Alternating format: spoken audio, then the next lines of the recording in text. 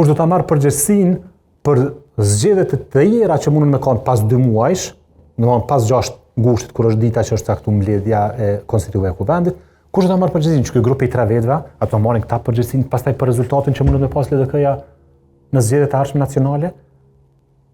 Secili do thotë unë s'jam vetë, s'jam kryetari, ai tjetër unë s'kam vetë, s'jam kryetari, asaj tjetër unë s'm ka vetë kërkosh se s'jam kryetari, s'kena mujt të marr vesh na për do punë dhe pastaj ku mbetet fati i LDK-s. E fati i Kosovës është i lidhur me LDK-n, sepse ëndrrën tonë për Kosovën, shtet pavarur, sovran e ka ndërtuar LDK-ja.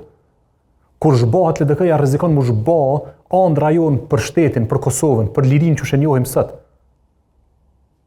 Prandaj duhet çdo forcë, çdo angazhim, çdo potencial ta japim që ta ruajmë LDK-n. Që ta bashkojmë LDK-n. Që tashmë publikisht flasin që përparim Rama mund të jetë zgjidhja.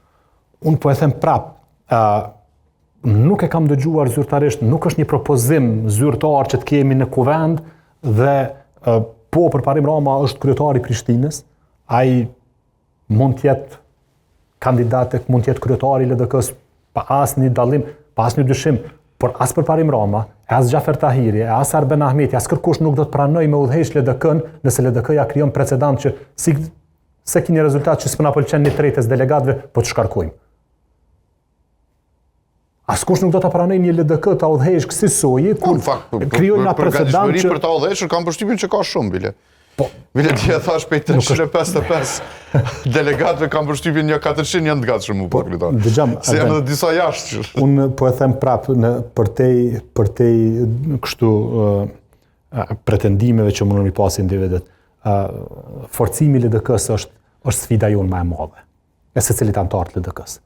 Dhe ky forcim vjen vetëm përmes bashkimit, jo përmes ndarjeve, jo përmes heqjes të kokave apo përmes shkarkimeve, po përmes afrimit të njerëzve më të mirë, duke ofruar, po them, çat solidaritetin e domosdoshëm, çat kohezionit domosdoshëm brenda nesh dhe duke ndërtuar një frymë ekipore për të përçuar çat mesazh që është i domosdoshëm. Në rastin konkret unë besoj që po e them prap, kjo iniciativë që po vjen tash ka rrezik ta rrënoj edhe atë që është ndërtuar si bashkimi të djathtës në zgjedhjet e fundit të qershorit. Ndoshta dikush për një pikërisht këto po e don, që të shkatroj atë që ndërtuam me 7 qershor.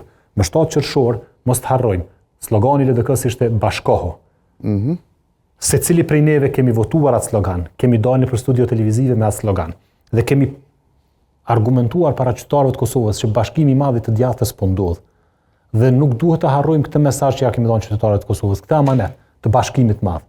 Ne duhet ta vazhdojmë këtë rrugë të bashkimit, sepse vetëm përmes rrugës të bashkimit LDK-ja fuqizohet, forcohet, jo përmes rrugës së ndarjes, përçarjes apo iniciativave që kanë për qëllim, po e them prap, akomodimin e do njerëzve që janë funksionar e jo realitetin e qytetarëve të Kosovës apo edhe të antarëve të LDK-s.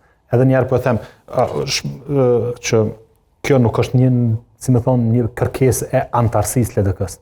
Kjo është kërkesë e disa funksionarëve të LDK-s. Megjithatë janë 147 delegat nga 300 sa llogaritë që janë realistë, 355 nuk është unë kam respekt shumicën e tyre. Herën e kaluar janë mbledhur 300 gjaf. Dhe që vije 147 është gjysma e atyre që herën e kaluar kanë qenë.